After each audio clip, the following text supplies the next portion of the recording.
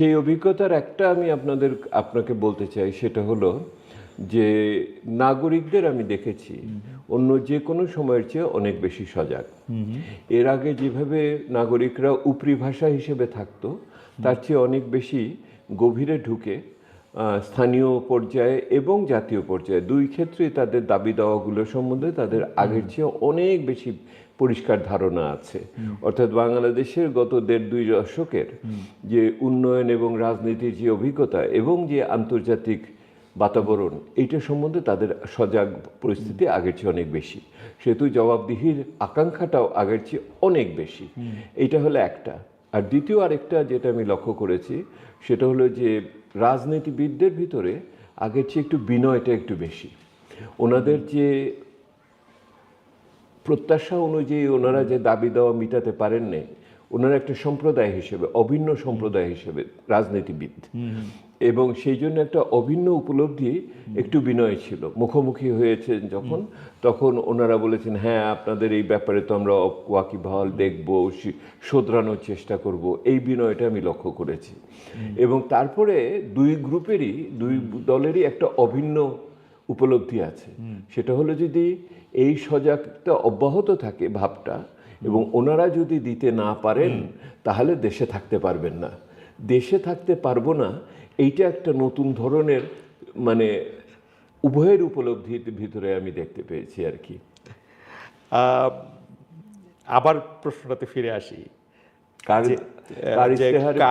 Strategy দেখে আপনার কাছে মনে হলো এটা হচ্ছে অর্থনৈতিকভাবে এটা কল্যাণ? আমি আপনাকে প্রথমে আগে সামাজিকভাবে বলি। হ্যাঁ, বিভিন্ন জায়গায় অবশ্যই উপস্থিতির দিক থেকে 3 কি 4টি আমি গ্রুপকে দেখেছি আর কি। প্রথম হলো তো অবশ্যই বিএনপি, এবং বিএনপির ভিতরে যেটা তখনও নির্বাচন, যেহেতু মনোনয়ন চূড়ান্ত হয়নি, সেহেতু সম্ভাব্য একাধিক ব্যক্তি উপস্থিত থেকেছে।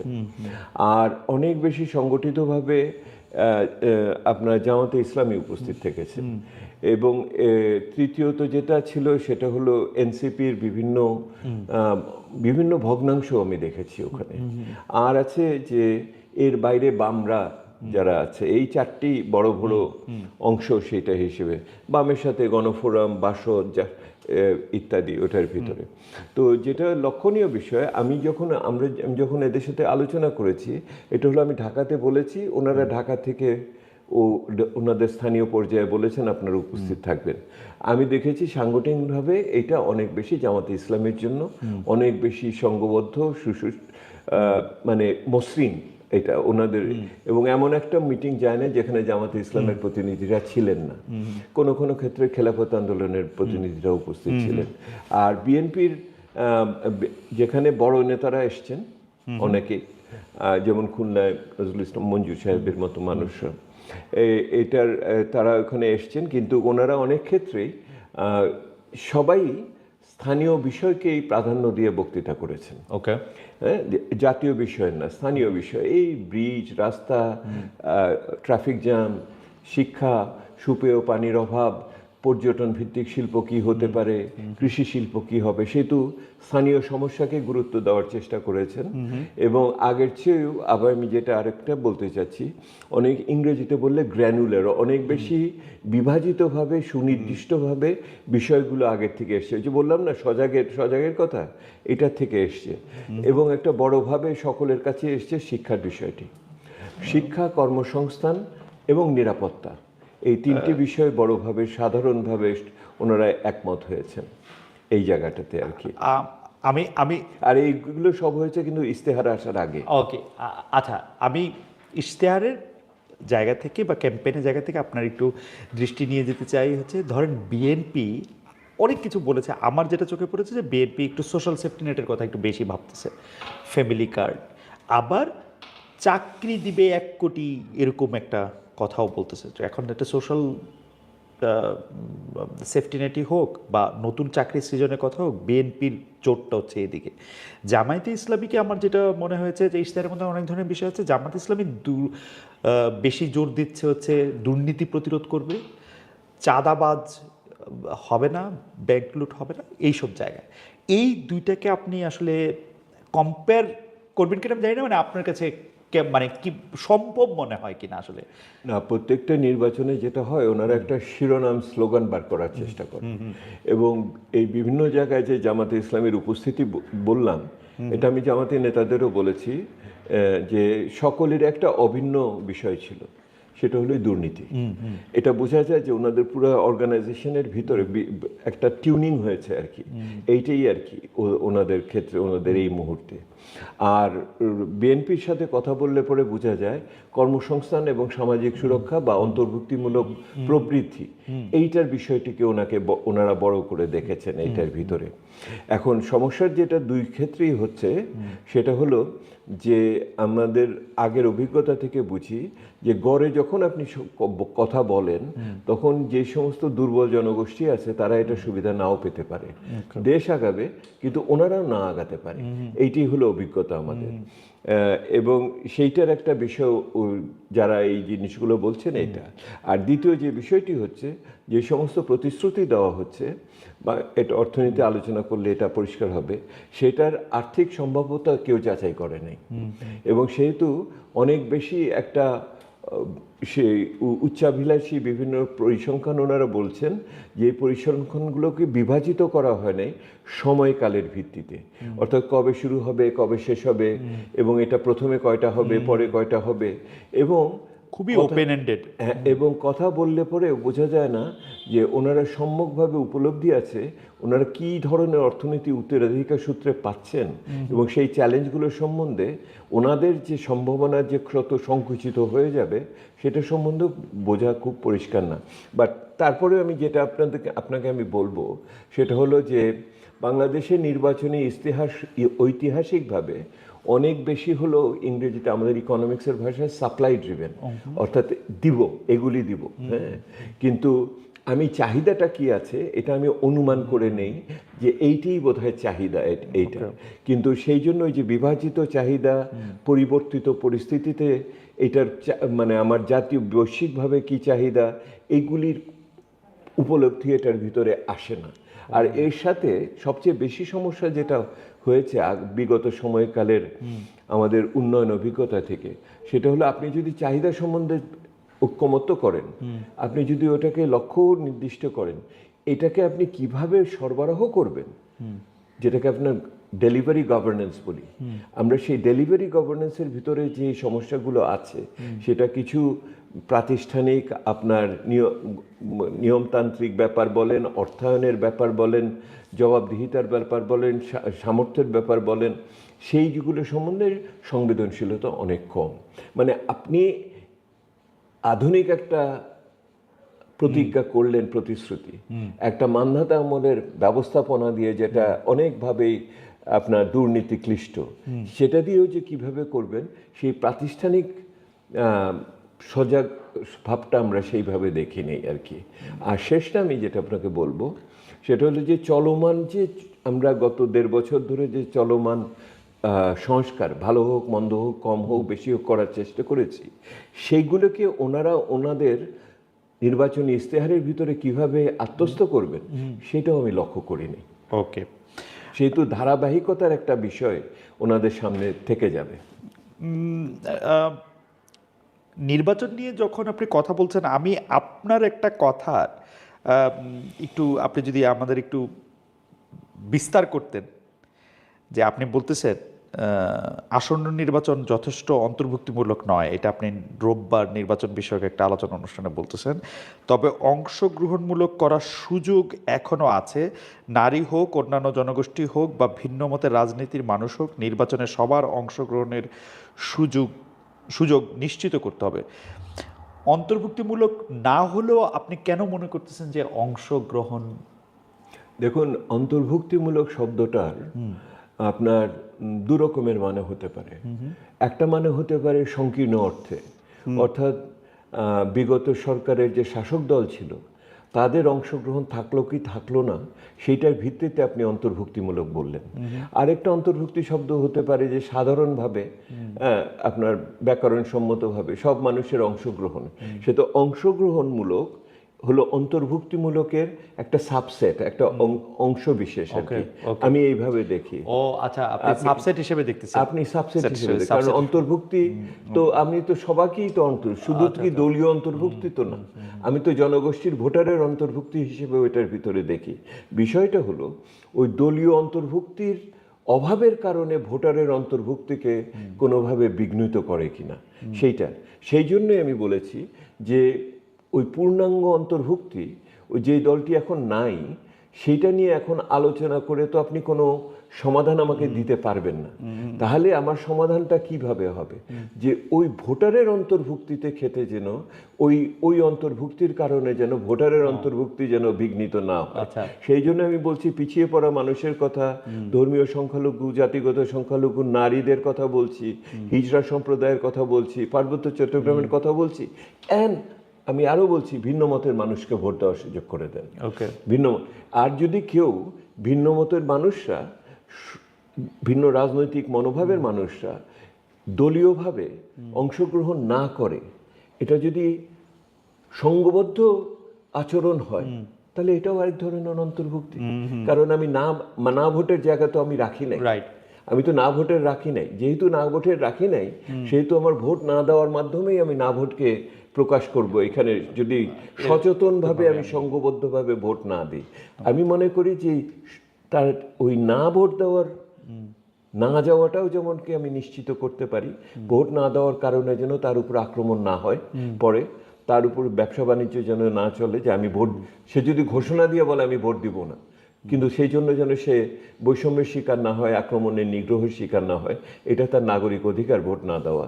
আর ঠিক একই রকম ভাবে আমি যেদিকেই ভোট দিই না কেন, যেভাবেই ভোট দিই না কেন, সেটার জন্য আপনি আমার উপরে কোনো মানে আক্রমণ বা নিগ্রহ আমার উপরে করতে পারবেন।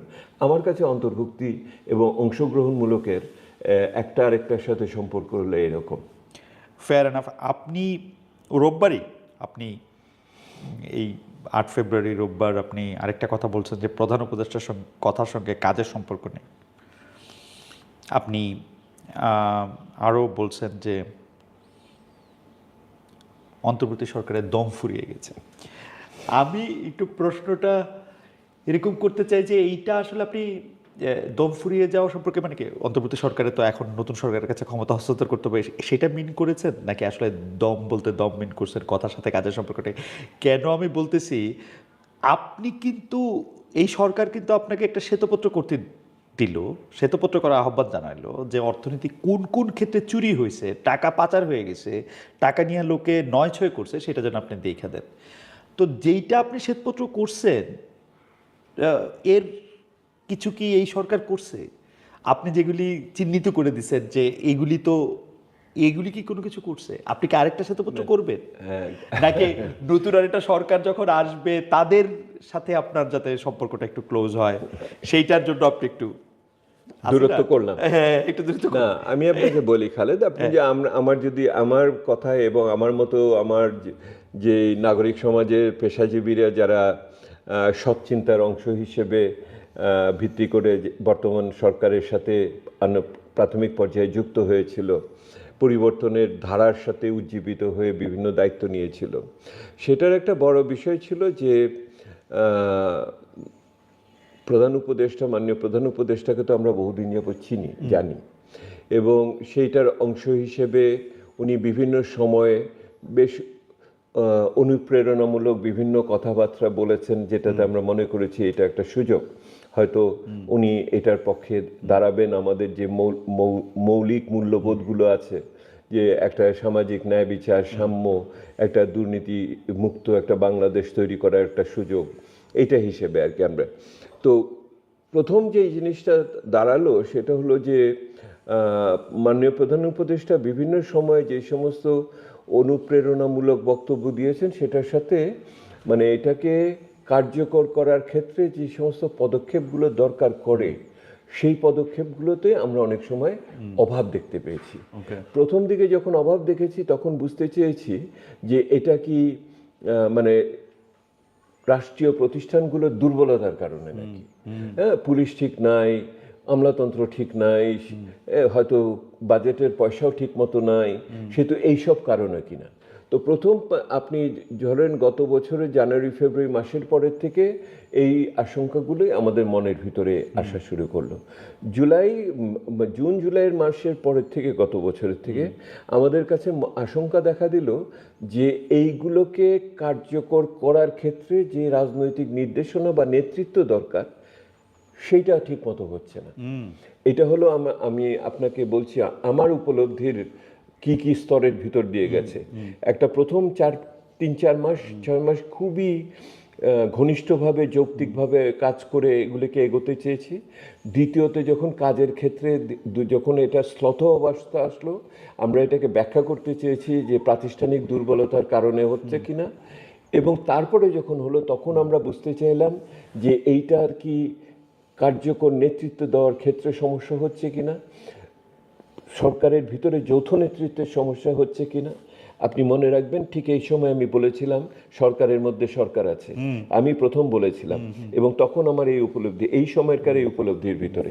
কিন্তু শেষে এসে যেটা মনে হয়েছে সেটা হলো যে মাননীয় উপদেষ্টা হয়তো আমাদের কিছুটা হতাশ করেছেন যে উনিই নির্বিকার ছিলেন অনেক ক্ষেত্রে, উনি এটাতে যথেষ্ট নির্লিপ্ত ছিলেন, এটার ভিতরে হয়নি। সেহেতু আমি আপনাকে বুঝালাম যে আমার 4টে ধাপের ভিতর দিয়ে আমার মনের ভাব কিভাবে পরিষ্কার হয়েছে আর কি। এটা যখন আমি বলি যে এই সরকারের দম ফুরিয়ে গেছে, এটা বলি ওই নির্লিপ্ততাটা এখন যে অবস্থায় এসছে, ওই নির্লিপ্ততাটা যে এইটা দিয়ে এখন একটি সজীব চেহারা রাখার মতো পরিস্থিতি সেই অর্থে নাই, বুঝেছেন। এখন দৈনন্দিন কার্যকলাপ করাটাও জটিল হয়ে গেছে।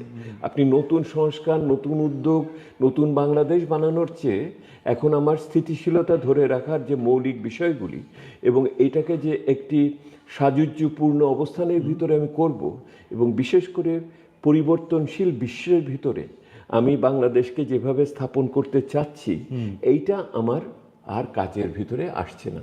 সেহেতু এটা দম ফুরিয়ে গেছে মানে হলে এটা অসার হয়ে গেছে, রাইট। এইটা নির্জীব হয়ে যাচ্ছে, যে অসারতা আমার আগামী দিনের প্রতিবন্ধকতার পরিণত হচ্ছে।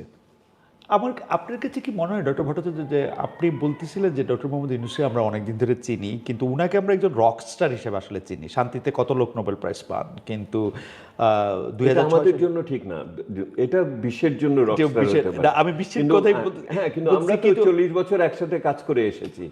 কিন্তু আমি কিন্তু উনাকে এই যখন উনি দল বানাতে চেয়েছেন তখনও তো আমি কাছের থেকে দেখেছি, যখন সৎ যোগ্য প্রার্থীর আন্দোলনে তো আমি অংশগ্রহণ করেছি। সরকার প্রধান হওয়ার পরে উনি কেমন জানি উইথড্রয়াল নিয়ে নিলেন সবকিছুতে। উনি কি এরকমই, মানে উনাকে তো আমরা যে কোনো সময়, মানে আমার সাথে উনি যতবার কথা বলছেন বা অন্যান্য জায়গায় যে কথা বলছেন, উনি মানুষকে রকস্টার বলতেছে যে উনি মানুষকে উজ্জীবিত করতে পারেন, কিন্তু উনি যেন নিজেকেই উজ্জীবিত করতে পারলেন না এই পুরোটা সময় জুড়ে। এটা আসলে এবং সরকারের ভিতরে সরকার, মানে উনার মধ্যে কি কোনো ভীতি ছিল? উনাকে কি আর্মি চাপ দিল, আমলাতন্ত্র সাহায্য করলো না, উপদেষ্টাদের ভালো পাইলো না, মানে কি হইলো উনার? এই প্রশ্ন তো আপনি ওনাকে করবেন, উনি তো আমার কোনো প্রশ্ন জবাব দিবেন না, উনি তো আমার এই প্রশ্ন তো ওনাকে করবেন। আমি যেটুকু বুঝি হলো যে ওনার যেই দার্শনিক ভিত্তি মনের দিক, এটা হলো একটু ওপেন এন্ডেড, অর্থাৎ আমি সকলকে ডাকবো, সকলের কথা শুনবো, তারপর যে যার মতো যে সবাই যে যার কাজ করবে, আমি প্রেরণামূলক একটা জিনিস বলবো। কিন্তু রাষ্ট্র পরিচালনার ক্ষেত্রে এটার একটা অখণ্ড সত্তা দরকার করে, এটার বিপরীতমুখী বিভিন্ন ধারণাকে আপনার সংশ্লেষ করতে হয়, সেটার ভিত্তিতে একটা কর্মসূচি দাঁড় করাতে হয়, যেটা ঘন্টায় ঘন্টায় মিনিটে মিনিটে এটাকে পর্যবেক্ষণের ভিতরে রাখতে হয়, ফলাফলকে মূল্যায়ন করতে হয়, আমি প্রত্যক্ষ প্রাতিষ্ঠানিক বাইরে আমার অন্যান্য অংশীজনকে এটার সাথে যুক্ত করতে হয়।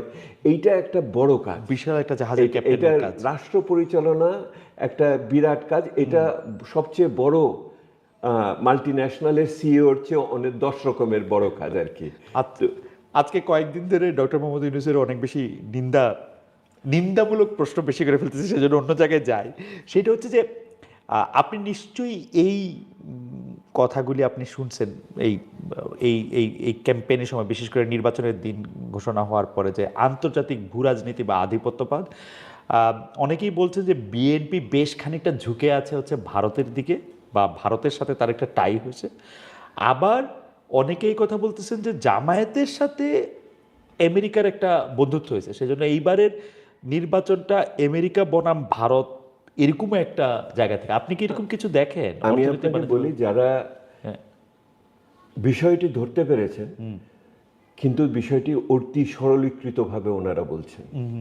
এই যে দ্বিবিধ বা বাইপোলার ওয়ে অফ আন্ডারস্ট্যান্ডিং ওনারা যে বুঝছেন, এবং একটি দেশ আরেকটি দেশকে সমর্থন করে ইত্যাদি, আমি সর্বদাই এটা পিছনে আপনারাও বিভিন্ন সময় আলোচনা হয়েছে, আমি বলেছি একটা বিদেশি দেশ একটা দেশে কে কিভাবে প্রভাবিত করে, মানে ফলাফলকে কিভাবে প্রভাবিত করে।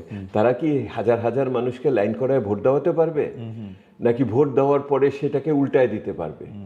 এটা মানে আপনাকে তো আসলে আওয়ামী মডেল অনুসারে নির্বাচন না করে পার পেয়ে যেতে পারবে। হ্যাঁ নতুবা মানে তো যদি ওই মডেল হয় তাহলে তো অন্য কথা, কিন্তু ওই মডেল এইবার তো চালাতে পারবে বলে মনে হয় না। না, হ্যাঁ, তাহলে right. সেইখানে কি হবে? সেহেতু আমাদের বৈশ্বিক প্রভাবকে ঠিকমতো বুঝতে হবে, মানে অতি সরলীকৃত পাঠশালার মতো করে বুঝলে হবে না, এটা একটু বিশ্ববিদ্যালয় লেভেলে এসে চিন্তা ভাবনাটা করতে হবে। আর যেটা আপনাকে মনে রাখতে হবে সেটা হলো যে বিশ্ব পরিস্থিতি কিভাবে পরিবর্তিত হচ্ছে, এটা আগামী সপ্তাহের ঘটনায় কি হবে না হবে সেটাও কি বলতে পারবে? এই যে ভারত এবং মার্কিন যুক্তরাষ্ট্র দুইজনকে দুইভাবে ফেললেন, অথচ দেখেন গত সপ্তাহে তো ভারত এবং মার্কিন যুক্তরাষ্ট্রের মুক্ত বাণিজ্য চুক্তি হয়ে গেল।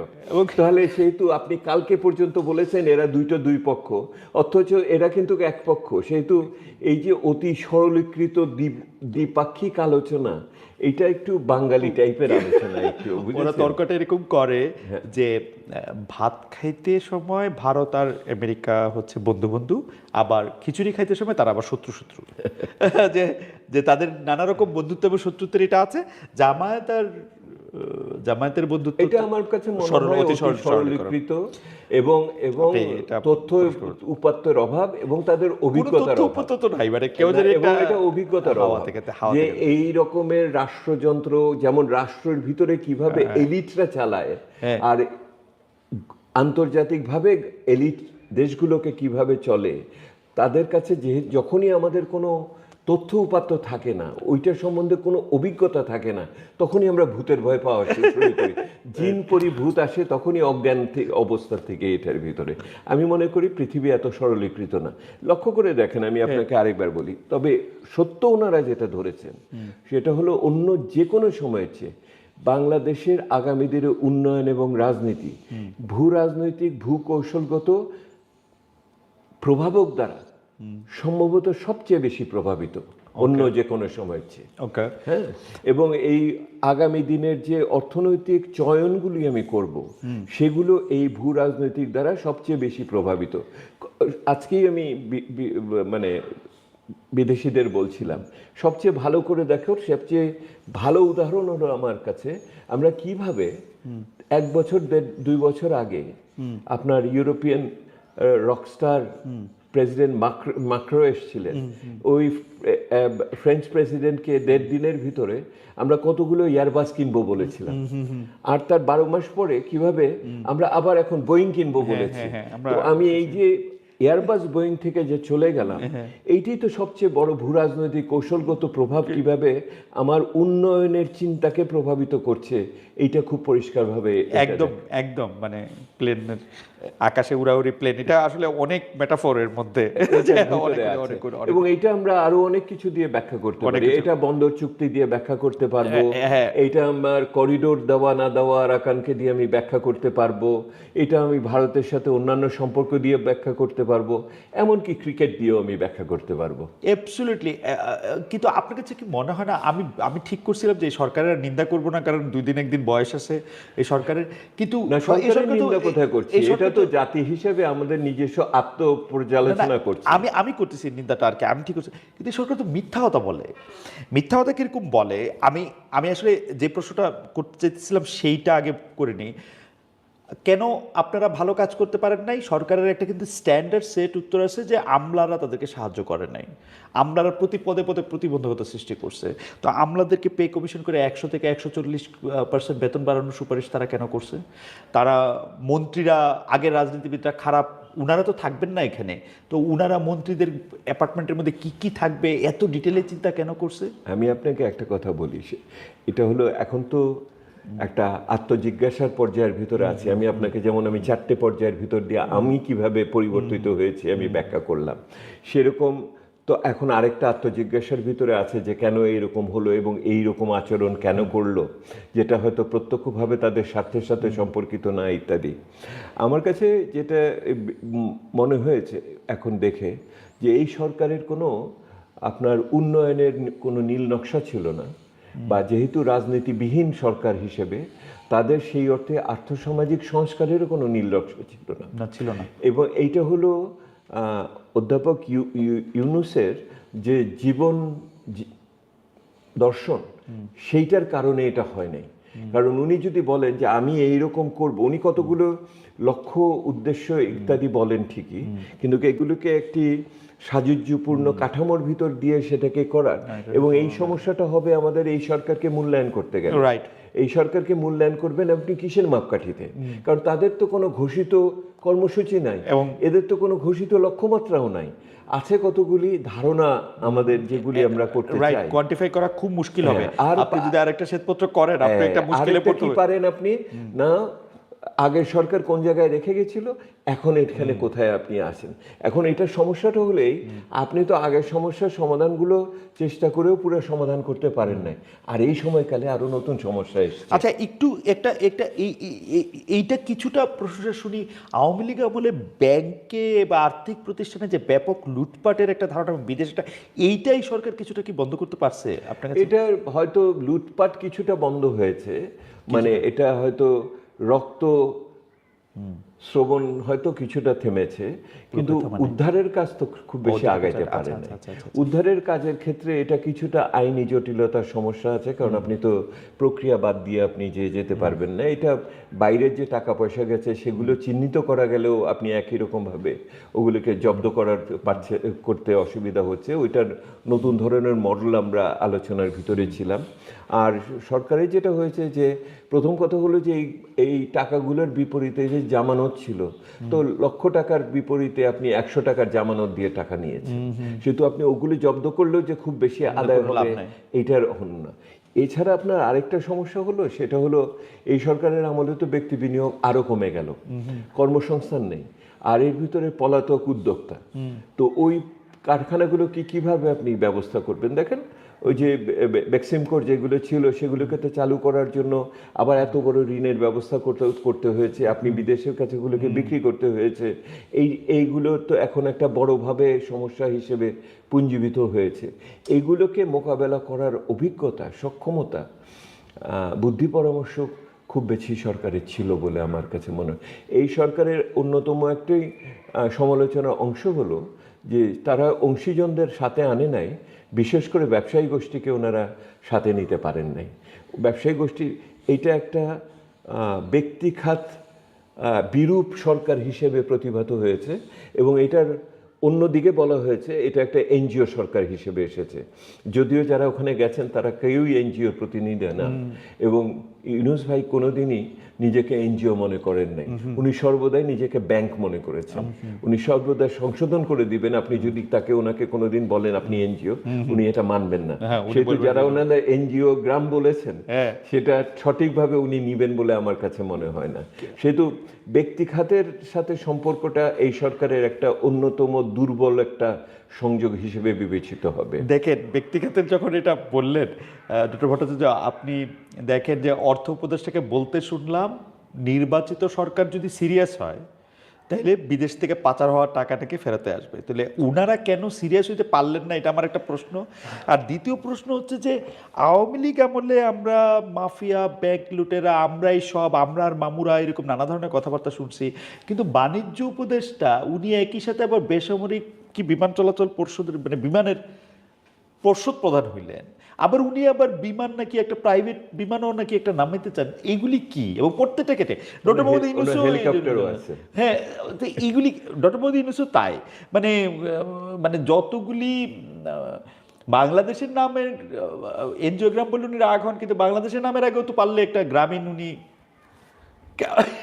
মানে আমি জানি না মানে এতগুলি আপনি এত কঠোর হয়েন না, আপনি এত কঠোর হন না, না। না ওই যে আপনি আত্ম উপলব্ধির কথা বলতেছিলেন সেই জায়গা থেকে আমি বলতেছি আমি মনে করি যে এই সরকার যেই তত্ত্বাবধায়ক বা অন্তর্বর্তীকালীন সরকার নিয়ে পরিচালনা করেছে, দেশ এবং জাতি এর চেয়ে ভালো একটা সরকার এই ইতিহাসের কাছে উত্তর। আমি যদি কঠিন নাও হই, ইতিহাসের কাছে তো দায় থেকে গেল, এই জবাব তো দিতে হবে ওনাদের। এটা থেকে ইতিহাসের এই জবাব তো ওনাদের আমি দিতে হবে। এইভাবে দেখি না যে মানে এইটা আপনি দেখতে পারেন, কারণ হলো আপনি সাংবাদিক। আমি এইভাবে দেখি যে একটা সুযোগের আমরা সদ্ব্যবহার করতে পারলাম না। আমি যতখানি করার কথা ছিল আমরা ওইটুকু করতে পারলাম না।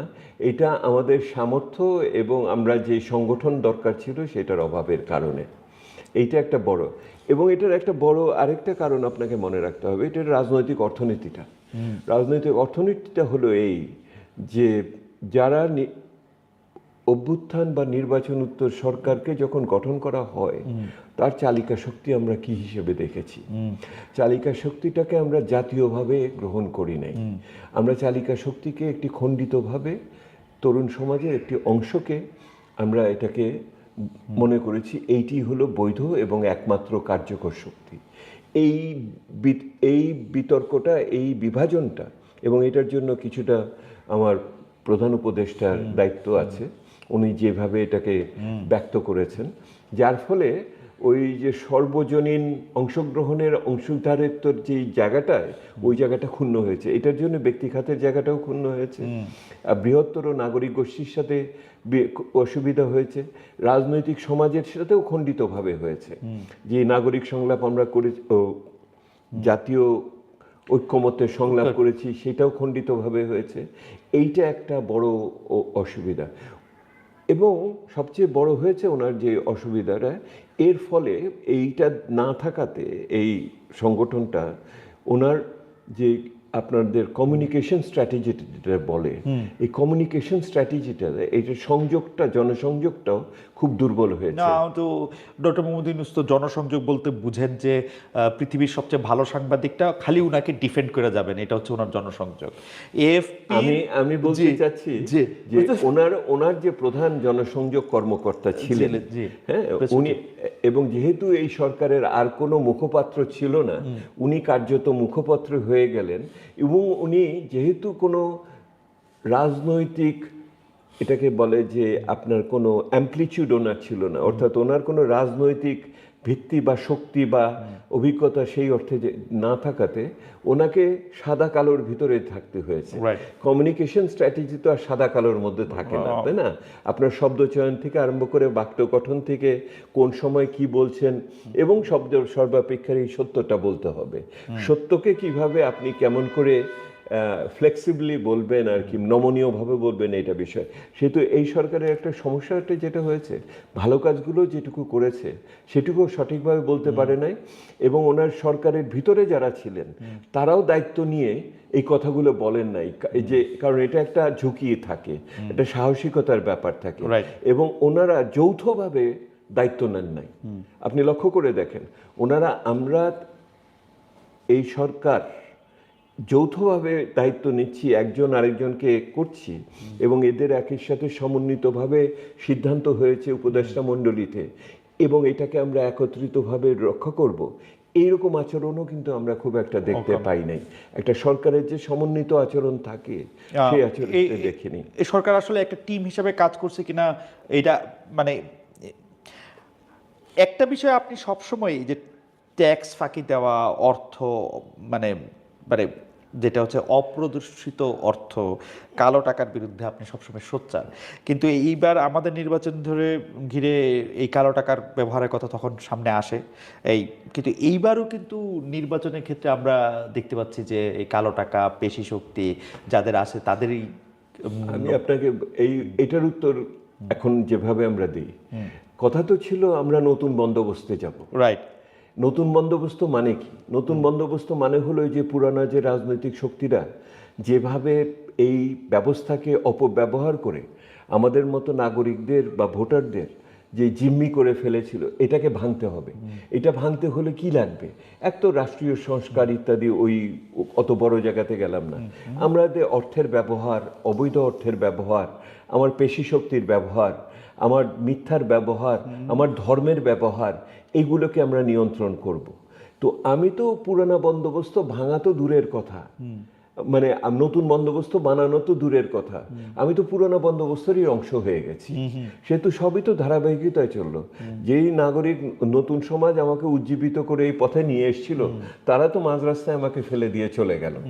আমি তো অসহায় হয়ে গেলাম আমরা এই আন্দোলন করার ক্ষেত্রে। এবং সেই দেখলাম তারা ক্রাউড ফান্ডিং করলো, কিন্তু ওই ক্রাউড ফান্ডিং কিভাবে আসলো, কোত্থেকে আসলো, বা আদৌ আরো কি ক্রাউড ওটার ভিতরে ঢুকেছে, সেটাও আমরা তো বুঝে উঠতে পারলাম না এখন পর্যন্ত। সেহেতু আমরা তো পুরনো বন্দোবস্ত নিয়েই এগিয়ে যাচ্ছি, এইটাই তো। কিন্তু আমি আবার আপনাকে যে কথাটা বলি, ওই যে প্রথম দিন বলছিলাম যে আগের চেয়ে মানুষ অনেক বেশি সজাগ। যেমন এবার যখন নাগরিক সংলাপ করেছি আমি বিভিন্ন জায়গাতে, তারা সকলেই বলেছে ঢাকায় কি হয় এটা আমরা বুঝতে চাই না, আমি যাকে এমপি বানাচ্ছি সে আমার কাছে জবাবদিহি করবে, তার অফিস একটা আমার এলাকাতে থাকতে হবে, আমাকে এখানে কি টাকা পেলো না পেলো বিলবোর্ডে, ফেসবুকে, হোয়াটসঅ্যাপে জানাতে হবে, আমাকে বলতে হবে যে আপনি সারা বছরের শেষে আপনি কি নিজে কত আয় ব্যয় করেছেন, ওই 5 বছর পরে ওই আয় ব্যয়ের হিসাব আমি না। কিন্তু এটা মনে হয় রাজনীতিবিদরা মনে হয় এটা মানুষের চাহিদা আছে, কিন্তু রাজনীতিবিদরা এটা বুঝে বলে মনে হয় না। যদি বুঝতো তাহলে ওই বেতনের আর ওই কমিটমেন্টের ওই চাকরিতে, মানে এমপি আপনাকে খুঁজে পাইতেন না। এমপি আসলে আপনাকে শাস্তি হিসাবে দিতে হইতো। এমপি হওয়ার জন্য যেরকম সবাই পাগল জনসেবা করার জন্য, কারণ হলো এটা তো সে এখনো তো মনে করছে পুরনো বন্দোবস্তেতেই সে এমপি হচ্ছে। এক্স্যাক্টলি। কিন্তু মানুষ, কিন্তু আমি এইটাই আপনাকে বলতে চাচ্ছি, মানুষ কিন্তু মনের দিক থেকে তার যে পরিবর্তনের প্রত্যাশায়, সে কিন্তু মনে করে রেখেছে যে আমি কিন্তু একটা নতুন বন্দোবস্ত নহলেও পুরনো বন্দোবস্তের একটি আধুনিক সংস্করণে যাচ্ছি, একটা পুরনো বন্দোবস্তের আধুনিক সংস্করণে। কারণ হলো আপনি যে আমার যে জাতীয় ঐক্যমত্যের সংলাপ করেছেন, আপনি কি বলেছেন ক্ষমতার ভারসাম্য করবেন, ওখানে স্বচ্ছতা আনবেন, ওখানে ৭০ ধারাকে তুলে দিবেন, তো এগুলি তো মানুষ শুনেছে। মানুষ তো একটা আন্দোলন ওই অভিজ্ঞতার ভিতর দিয়ে গেছে। কেউ যদি মনে করে যে পুরনো বন্দোবস্ত পুরনোভাবেই চলতে পারবে, সে বোকার স্বর্গে বাস করে। মানুষ এটা দিবে বলে আমি মনে করি না। আমাকে একটা নতুন সংস্করণ, একটা পরিবর্তন নিয়ে আসতেই হবে। এই পরিবর্তনের জন্য বাংলাদেশ এই নির্বাচনের দিকে যাচ্ছে। আপনি আবার আপনাকে যে প্রশ্ন করি, আপনাকে শ্বেতপত্র প্রণয়ন কমিটির প্রধান করা হয়েছিল, আপনি কিন্তু যথাসময়ে শ্বেতপত্র দিয়েছেন। আপনি প্রতিবেদন জমা দেওয়ার কয়েক মাসের মধ্যে আপনাকে সরকারের সমালোচনা করতে শুরু করতে হয়েছে। আপনি আমার 4 ধাপের ভিতর দিয়ে গেছি না, 4 ধাপের আমার প্রশ্নটা হচ্ছে যে এই যে শ্বেতপত্রে আপনি যে প্রতিবেদনের যে ব্যবস্থা নিতে, সংস্কার করতে যে সরকার সংশ্লিষ্টরা আগ্রহী নয়, এটা যে আপনি বলতেছেন, আমার কথা হইল এই যে নতুন সরকার আসবে, আপনি জনগণের চাহিদার কথাটা আপনি বলতেছেন, আপনি কি মনে করেন নতুন সরকার যেই আসুক তারা কি এইগুলির ব্যাপারে আগ্রহী হবে? আমার কাছে মনে হয় যে এই আগামী সরকার যে দায়িত্ব নিবে, হ্যাঁ, ওনারা বোধহয় এখনো পর্যন্ত বুঝেন নাই কত জটিল পরিস্থিতির ভিতরে ওনারা দায়িত্ব নিতে যাচ্ছে। আমি ওনাদের এখনো অনেক নিরপরাধ মনে করছি আর কি, হ্যাঁ, সেটার ভিতরে। কিন্তু ওনারা যখন দায়িত্ব নিবেন এবং জনগণের প্রত্যাশার সাথে যখন ব্যত্যয় হবে, আগে আমরা বলতাম না যে 2 বছরের একটা হানিমুন পিরিয়ড থাকে, তারপর সরকারের সমালোচনা ইত্যাদি থাকে, এই হানিমুন পিরিয়ড অনেক ছোট হয়ে গেছে। এবং সেহেতু আপনি দেখবেন আগামী বাজেটের মাথায় মানুষজন ইতিমধ্যে উত্তেজিত হয়ে যাচ্ছে আর কি। সেহেতু ওনাদের যদি দায়িত্ব নিয়ে থাকতে হয়, তাহলে ওনারা কিছু না করে থাকতে পারবেন না। এবং এটা যদি করতে হয় তাহলে ওনাদের কিছু সংস্কার করতে হবে। এবং এই সংস্কার, এইটুকু আমরা বুঝেছি, শুধু রাষ্ট্রের সংস্কার করলে হবে না, দলের ভিতরেও সংস্কার লাগবে। দলের ভিতরে যদি সংস্কার না করেন, তৃণমূলের কথা যদি ঠিকমতো উপরে এসে না পৌঁছায়, এবং সেইটার ভিতর দিয়ে শুধু এমপিদের মাধ্যমে যদি ওনারা সংসদীয় ব্যবস্থায় করেন, দলকে নিষ্ক্রিয় রাখেন, তাহলে খুব মুশকিল। বিগত সরকারের থেকে সবচেয়ে বড় একটা অভিজ্ঞতা, এটা আমার শ্বেতপত্র করতে গিয়ে যেই চামচা পুঁজিবাদ থেকে লুটপাটতন্ত্র গেল কেমন করে, এইটার ব্যাখ্যার একটা বড় কারণ হলো ওনারা দলকে নিষ্ক্রিয় করে ফেলেছিলেন। দলের মাধ্যমে জনগণের সাথে সে যে সংযোগটা, সেটা হয়ে গেছিল। সেই আমলে আমি মন্ত্রীদের বলতে শুনেছি, দলের নেতাদের বলতে শুনেছি, আমরা তো কেউ না। প্রধানমন্ত্রীর অফিসের ওই কেরানি আমার চেয়ে ক্ষমতা বেশি রাখে। এইটি দলের নেতারা, সাধারণ সম্পাদক থেকে আরম্ভ করে অন্যরা বলেছে। হ্যাঁ, সেহেতু দলকে ওই যে রাজনৈতিক যে একটা রাডার হিসেবে কাজ করা, সেটা তো সে তো শুনছি যে যিনি নাকি দলের প্রধান হবেন আগামী দিনে, যে সমস্ত সম্ভাব্য দল ক্ষমতায় আসতে পারে, সে নাকি কোনো মন্ত্রীর দায়িত্ব নিবে না, সে পূর্ণভাবে থাকবে। আবার মন্ত্রীর দায়িত্ব প্রোটোকল স্যালুট না পেলে পরে সে কিভাবে প্রশাসনের উপরে কর্তৃত্ব করবে, সেটাও আমি আবার বুঝতে পারি না এটার ভিতরে। সেহেতু দলটা একটা বড় জিনিস হিসেবে আগামী দিনে আমি দেখি যে ওনাদের রাডার হিসেবে আসতে হবে। দলের কথা যখন বললেন, মানে দর্শকরা নিশ্চয়ই জানেন যে ডক্টর ভট্টাচার্য আমাকে আসলে খুবই স্নেহ করেন। 30-32 বছর ধরে নানা সময় নানা কিছু বোঝার জন্যই আমি ডক্টর ভট্টাচার্যের কাছে এসেছি। সেটা শুধু পত্র পত্রিকায় যতগুলি কোটেশন দেখা গেছে সেগুলি বাইরেও। ধরা যাক, সেইটা আমি এত বড় একটা ভূমিকা দিয়ে নিলাম এটা বলার জন্য যে ধরা যাক আপনি বিএনপির প্রধান, আপনি দলের কথা বললেন, কিন্তু দলের থেকে তো আপনাকে বলা হইতেছে যে আমি তো এই 17 বছর এতদিন ধান খেতে ছিলাম, আমার ব্যবসা বাণিজ্য কিছু ছিল না, আমার নামে 50টা মামলা হয়েছে, সেই মামলার পয়সা দিতে গিয়ে আমাকে এই করতে হয়েছে সেই করতে হয়েছে, আমি তো এখন বঞ্চিত, এখন আমার তো মানে এইটা কিছুটা হলেও আমার কম্পেনসেশন দরকার, আমার একটা টেন্ডার দরকার, আমার এখানে রাস্তাটার কাজ আমার দরকার, আমার ওখানে ব্যবসা দরকার, আমার ছেলেরে বিনা প্রশ্নে চাকরি দরকার সরকারি। সেক্ষেত্রে আপনি কি করবেন? জামাতের প্রধান হিসেবে আপনার কাছে আবার একটা প্রশ্ন আছে, বিএনপির প্রধান হিসেবে আপনি বলেন। বিএনপির প্রধান হিসেবে এই প্রশ্নটার উত্তরটা খুব সহজ। সহজটা হলো এই যে আপনি এটাকে যেই আয়টা করবেন সেটাকে টেকসই করতে চান কিনা, এইটি তো আমি আপনাকে বললাম। নতুন উপলব্ধিটা হলো যে ঠিক মতো না করলে দেশে থাকা যায় না, পালিয়ে যেতে হয়। তো সেহেতু আপনার বিষয়টা হলো যে আপনি নিয়ম নীতি মেনেও কিন্তু এই কাজগুলোকে করা সম্ভব। আপনি নিয়ম নীতি মেনেও একটা যৌক্তিকভাবে আপনি 100 টাকার জিনিস আপনি 100 টাকায় করেন। একটা ইংরেজিতে আমাদের বাঙালির কথা আছে, টলারেবল লেভেল অফ করাপশন। অর্থাৎ সহ্য শক্তির ভিতরে আপনি যদি দুর্নীতি করেন তাহলে বাঙালি কিন্তু আপনাকে মাফ করে দিবে। কিন্তু আপনি সহ্যের বাইরে যে আপনি যদি এটার একটা উৎকট প্রদর্শন করেন, কিন্তু সারা দেশে আমার 3 কোটি লোক সাফার, এটা তো কোনো সেই 3 কোটি লোককে আমি কেমনে প্রোভাইড করব? আমার আলাদা টাকা না না না 3 কোটি লোককে আপনি চাকরি বাকরি দিবেন কি, ব্যবসা বাণিজ্য দিবেন কি, অন্যান্য সুযোগ সুবিধা দিবেন, এইটা দেওয়ার সুযোগ প্রচুর আছে। নিয়ম নীতি মেনেও আপনি এটা করার সুযোগ আপনার আছে। আর 3 কোটি তো আর আপনার শুধু আপনি ওই 3 কোটি যেমন আপনার, আরও 3 কোটি তো আপনার, কারণ হলো তারা তো আপনাকে ভোট দিয়েছে। সেহেতু আমার বলতে আপনি কাকে বুঝেন এটাও তো বিষয় একটা। বাংলাদেশের সব নাগরিকই তো আপনার। যেহেতু এইটার একটা উপলব্ধি আসতে হবে, এবং এইটার একটা সেই জন্য নতুন সংস্করণের কথা যখন আমরা বলি, নতুন বন্দোবস্তের, সেই জন্য তো আমি বারবার আপনাকে রাজনীতিতে ফিরিয়ে নিয়ে এসেছি। আমি আপনাকে রাজনীতির কথা কোনো সময় বাদ দিয়ে বলি নাই যে এই রাজনীতির পরিবর্তন যদি ওনারা না করতে পারেন তাহলে এইটার পক্ষে এটা। কিন্তু আপনি কি সত্যি মনে করেন যে আমাদের ভিতর থেকে চাহিদাটা তো এরকম না যে আমরা সবাই একই রকম বা ইকুয়াল? আমরা তো সবাই মানে নিজেরে মোর দেন ইকুয়াল মনে করি আসলে। আমার তো, আমি যেহেতু আপনার পিছনে, আপনি একটা দলের প্রধান, আমি যখন আপনার পিছনে ঘুরি আমি তো চাই যে আপনি আমার একটু ফেভার করেন। তো আপনাকে বলতেছি এইটার এই পর্যন্ত আপনি দলের প্রধান, কারণ হলো ইংরেজিতে বলে এন্টাইটেলমেন্ট।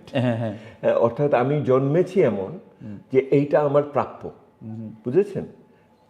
আগের সরকারের সমস্যা কি হয়ে গেছিল, ওনারা মনে করতেন দেশ জাতি ইত্যাদি স্বাধীনতা উত্তর পরিস্থিতি এইটা আমার প্রাপ্য, এইটা আমার পারিবারিক ভাবে প্রাপ্য, ও নিজেকেই অ্যাওয়ার্ড করছিল এইটার। সো আপনি ওই যে এন্টাইটেলমেন্ট অ্যাপ্রোচ, এইটা যে এইটাই আমার প্রাপ্য, এই মনোভাব থেকে যদি আপনি বেরোতে না পারেন, এইটাই তো জবাবদিহিতার জায়গা, এইটাই স্বচ্ছতার জায়গা। সেই জন্য আমি বারবার দল, সংসদ বা অন্যান্য এবং সর্বাপেক্ষা নাগরিক গোষ্ঠী, আগামী সরকার মিডিয়া এবং নাগরিক গোষ্ঠীর প্রতি কী আচরণ করে তা দিয়ে আপনি বুঝতে পারবেন যে এই এন্টাইটেলমেন্টের বা ওনাদের এটা প্রাপ্যতার যেই ব্যবস্থা, সেটা থেকে ওনারা বেরোতে পেরেছেন কি পারেন নাই। খুবই খুবই খুবই চমৎকার বলতেছেন, আমাদের দর্শকরা বলতেছেন যে এটা খুবই সুন্দর লাগছে। কিন্তু আমি এবার একটু আপনার জামায়াতের সাইড থেকে আমি একটু বলি যে জামায়াত ইসলামী কিন্তু মনে করে যে তারা, মানে আমরা যখন বিভেদের রাজনীতির কথা বলি, আমরা যখন প্রতিহিংসা রাজনীতির কথা বলি, কিন্তু জামায়াত ইসলামী তো মনে করে যে তাদেরকে অন্যায়ভাবে বিচার করে অন্যায়ভাবে শাস্তি দেওয়া হচ্ছে। শাস্তি দেওয়া হয়েছে, সর্বোচ্চ শাস্তি দেওয়া হয়েছে, তাদেরকে নিষিদ্ধ পর্যন্ত করা হয়েছে, তাদের যেখানে দেখা গেছে সেখানে তাদের অত্যাচার নির্যাতন এগুলি করা হয়েছে। এখন তারা কেমনে একটা আরেকটা জনের প্রতি সুবিচার করতে চাইবে বা সুবিচার করবে, কেন আমি করবে? আপনাকে একটা কথা জামাতের প্রধান হিসেবে আমি আপনাকে বলি, জাতি গঠন প্রক্রিয়া আমরা যেখানে এখন উপনীত হয়েছি, জি এবং বিশেষ করে ওই অভ্যুত্থান উত্তর পরিস্থিতিতে যে অভিজ্ঞতার ভিতর দিয়ে গেলাম, এটা তো জামাতের যেমন একটা বিষয় আছে। একই রকম ভাবে আপনার জামাতের বাইরে সেই আমলে রক্ষী বাহিনীর কারণে যারা হয়েছে, অত্যাচারিত হয়েছে, সেইটা একটা আছে। এখন তো আওয়ামী লীগের ইস্যুতে রয়েছে, তারা শত শত বিনা বিচারে আপনার জেলখানায় রয়েছে, এটার ভিতরে রয়েছে। একই রকমভাবে আওয়ামী লীগের সাথে যুক্ত রাজনীতি যারা ছিল, জাতীয় পার্টি সহ এই জাসদ এবং ওয়ার্কার্স পার্টির লোকেরা আছে, এগুলি আছে। আরও আমি উদাহরণ দিতে পারি। একই রকমভাবে হয়তো ধর্মীয় সংখ্যালঘুরা আছেন, একই রকমভাবে পার্বত্য চট্টগ্রামে তারা নিজেদের নির্যাতিত মনে করেন। এইরকম অনেকগুলো বিষয় আছে, বুঝেছেন? এই বিষয়গুলোর নিষ্পত্তি দরকার। এই নিষ্পত্তির আমি একটা সুরাহার একটা জায়গার কথা চিন্তা করি। এই সরকারের কাছে আমরা এটা চেয়েছিলাম, পারি নাই করতে। সেটা হলো ট্রুথ অ্যান্ড রিকনসিলিয়েশন কমিটি। একটা জাতীয়ভাবে একটা সত্য এবং সৌহার্দ্যের জন্য একটা নতুন উদ্যোগের প্রয়োজন করবে। এটা জাতীয় ঐক্যভাবে আমাদের না হলে এটা হবে না। আপনার বিএনপির ইস্তেহারে এটার একটা উল্লেখ আছে। বিএনপির ইস্তেহারে আছে ট্রুথ অ্যান্ড হিলিং কমিটি, ওরা নাম দিয়েছে হিলিং কমিটি। আমি মনে করি এইরকম একটা জিনিস আগামী দিনে আমাদের জাতীয় অখণ্ডতাবোধ এবং জাতীয় সংহতির জন্য খুবই গুরুত্বপূর্ণ। এবং জাতীয় অখণ্ডতাবোধ, জাতীয় সংহতির জন্য জাতি, ধর্ম এবং বিভিন্ন আপনার আত্মপরিচয় গোষ্ঠী নির্বিশেষে আমরা যে বাংলাদেশি, এবং এটা ভূখণ্ডের ভিতর দিয়ে যে আমরা একটা নতুন একটা ঐতিহ্য এবং পরিচয়ের ভিতরে যাব, এইটার জন্য এটা খুবই গুরুত্বপূর্ণ। এটা আমি অভিজ্ঞতার ভিতর দিয়ে আপনাকে বলছি। এবং সেই জন্য যে বিপন্ন মানুষগুলো বিভিন্ন আছে, এটা এই পুরনোভাবে জামাতে ইসলামের কথাই বলেন আর আওয়ামী লীগের কথাই বলেন, পার্বত্য চট্টগ্রামই বলেন আর হিন্দু জনগোষ্ঠী, খ্রিস্টান জনগোষ্ঠীর কথা বলেন, সবার জন্য আগামী দিনে জাতি গঠনের একটা অন্যতম সমাধানের পথ হলো truth and healing committee, truth and reconciliation committee. শুধুমাত্র শোনা, কিছু করতে হবে না, আপনার সাবলিমেশন, একটা বলার জায়গা আমার পেতে হবে। কিন্তু আমি তো ভিকটিম, আমি কেন মানবো যে আমাকে যে মারছে তার একটা মেয়ে? আপনি তো কোনো কাউকে কিছু মানতে হবে না। আপনি প্রথম হলো আপনার কোনো জায়গাতে বলতে হবে। আমি চাইতে তার অনেক শাস্তি হোক, সে অনেক সাফার না, এটা তো আপনি তাহলে প্রাসঙ্গিক আপনি বিচার ব্যবস্থার ভিতর দিয়ে যাবেন। বিচার ব্যবস্থাও চাই না, আপনার এইটার আপনার একটা আমি আপনাকে যেটা বড় বলি, যখন আপনি বিভিন্ন মনোবিজ্ঞানীর কাছে, ওই যে আপনি বিদেশে আপনি থাকেন, আপনি জানেন $200-300 দিয়ে আধা ঘন্টা কথা বলেন তার সাথে, যে শুধুমাত্র কথাটা বলার জন্য, হ্যাঁ, এবং আপনি কি ভারমুক্ত হওয়ার জন্য, জাতিকে ভারমুক্ত হতে হবে। এই জন্য আপনার একটা জায়গা বের করতে হবে যেখানে আপনি বলতে পারেন, এটার কোনো প্রতিক্রিয়া ব্যতিরিকে, আপনি নেতিবাচক ব্যতিরিকে আপনি এটা বলার জন্য এই ভেন্টিলেশনের জায়গাটা লাগবে, তথ্যকে অপতথ্য থেকে আলগা করার জন্য, এবং মানুষ কি যে নিজেকে কিভাবে দেখে সেটার জায়গা। আমি মনে করি যে বাংলাদেশের জাতি গঠন প্রক্রিয়ায় আমাদের একতাবোধ, সংহতি আনতে হলে একটা ট্রুথ অ্যান্ড রিকনসিলিয়েশন, যেটা বিএনপি তার ইয়ের ভিতরে বলেছে, এইটার সমাধান জামাতের জন্য হবে, আওয়ামী লীগের জন্য হবে। আমি আপনাকে পরবর্তী প্রসঙ্গে যাওয়ার আগে একজন দর্শকের একটু মন্তব্য পড়ে শোনাই। ওনার নাম ম্যাট ডেভিস।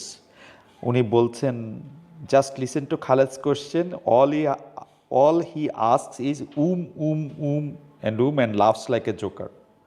ওকে, ঠিক আছে। আমি আপনার হাসি তো আমার কাছে খুব ভালো লাগে। ওনার কাছে জোকারের মতো লাগছে, ঠিক আছে। কি বলেন? আবার কোশ্চেনের মধ্যে তো শুধু ছাড়া উনি খুঁজে পেতেছে না, সেটাও ভালো। আমি যেটা বলতে চাচ্ছি ডক্টর ভট্টাচার্য, যে আপনি এই যে দেখেন, আপনি এতগুলো প্রশ্ন ছিল, এত কিছু ছিল, নিঃসন্দেহে আরো প্রশংসাও ছিল আপনার। আপনি তো বের করলেন একটা সমালোচনামূলক শব্দ। তাহলে আপনি কেন মনে করেন যে অন্যরা যখন কোনো কিছু করবে তারাও সমালোচনামূলক নিবে না?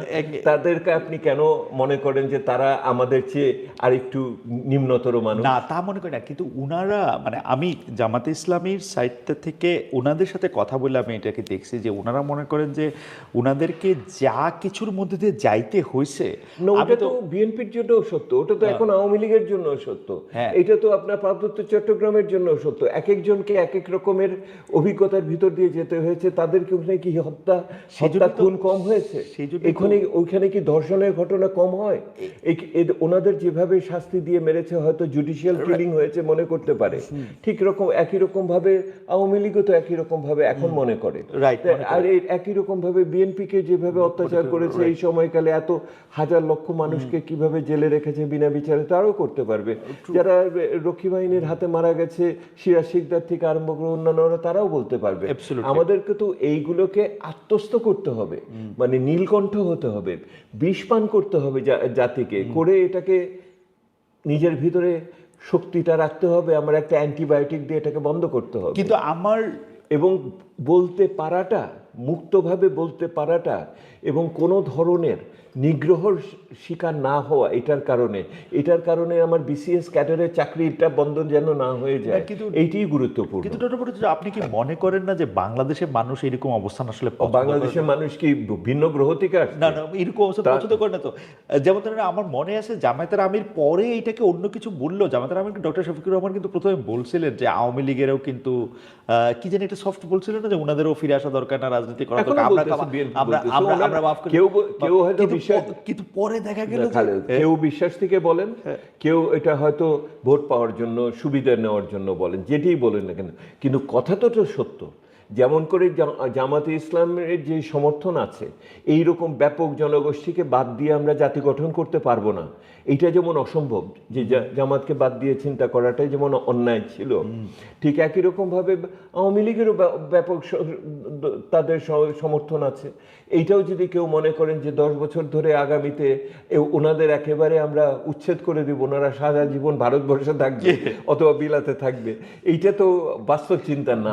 কিন্তু ওই যে আপনার কাছেই শুনছিলাম বলতে, যে ওই হাই হর্সে উঠলে একবার, বা ওই যে বাঘের পিঠে সওয়ার হইলে নামা যায় না, মানে তখন তো মনে হয় না যার নাম। এই জন্যই তো আমি আপনাকে বলতেছি গণতন্ত্রের বৈশিষ্ট্যটাই হলো এই, যে সেটা হলো যে প্রতি 5 বছর পর পর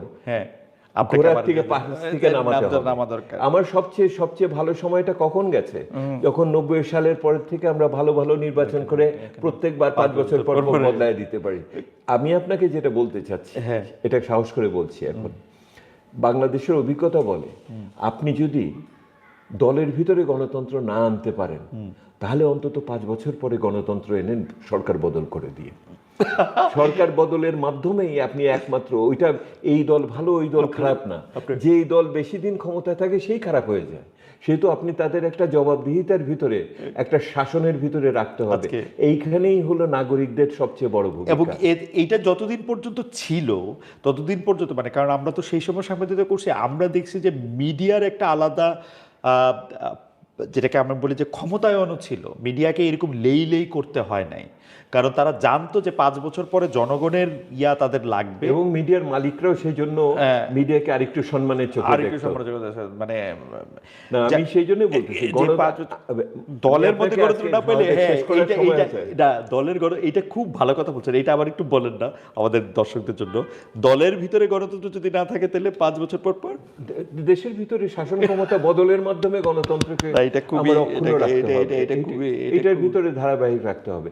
আমি বলতেছি, শোনেন, আজকে সাহস করেই বলি, হতাশা থেকে বলি, যেটা থেকে, সেটা হলো যে বাংলাদেশ আরেকটা পরিবর্তনের দ্বারপ্রান্তে আছে।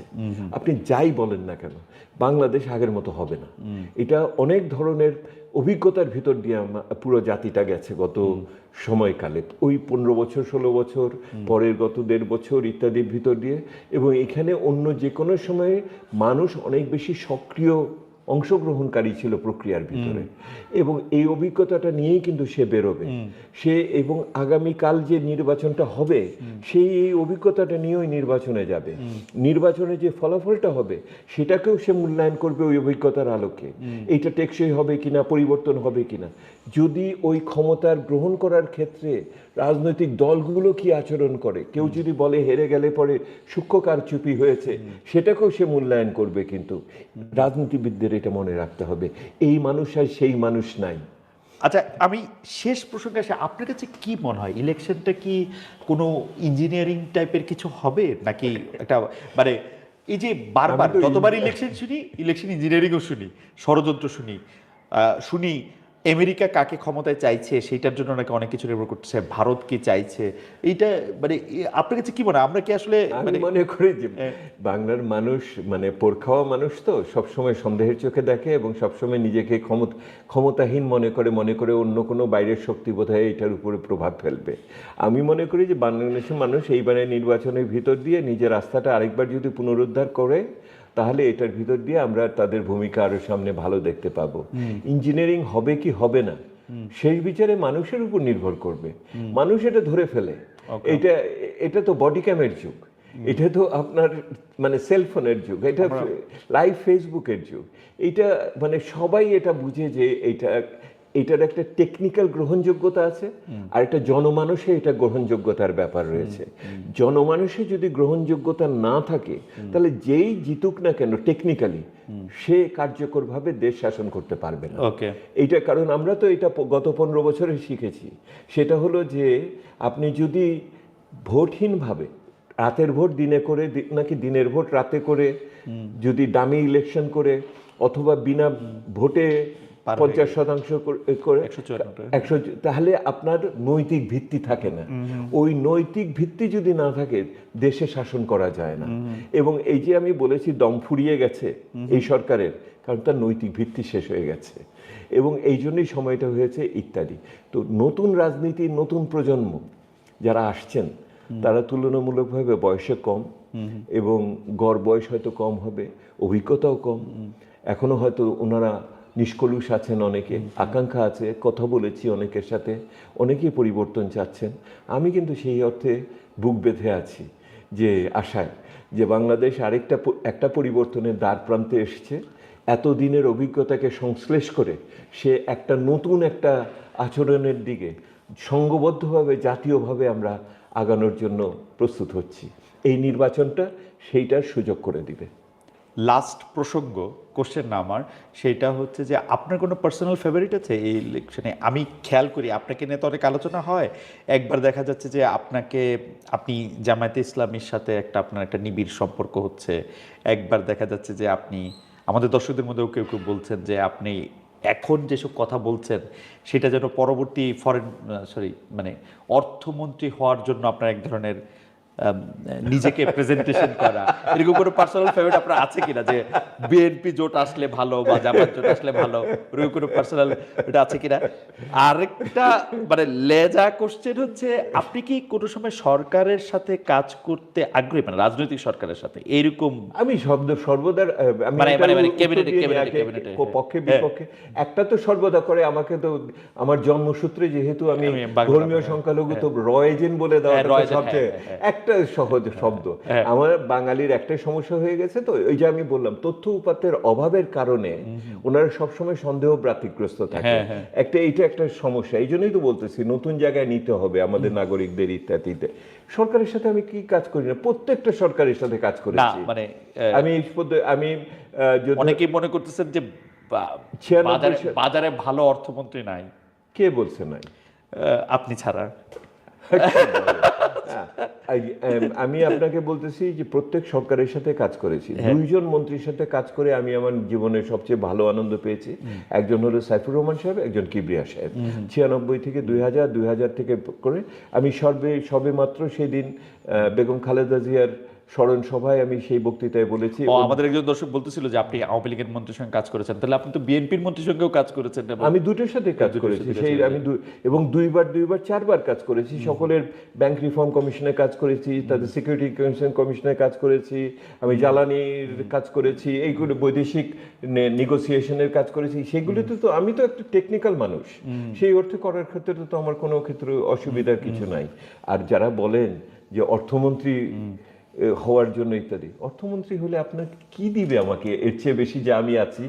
আর বরঞ্চ তো ঝামেলা তো এটার সাথে দায়িত্ব অনেক কিছু বেড়ে যায় বলে আমরা মনে করি আর কি। না, সবাই এসে আপনার কাছে বসে থাকবে, আপনি অর্থ বরাদ্দ দিবেন, প্রধানমন্ত্রীর পরে অর্থমন্ত্রীর ক্ষমতা সবচেয়ে বেশি। আমি তো অর্থমন্ত্রী না, আপনি তো তবু তো আমার ইন্টারভিউ নিচ্ছেন, তাই না?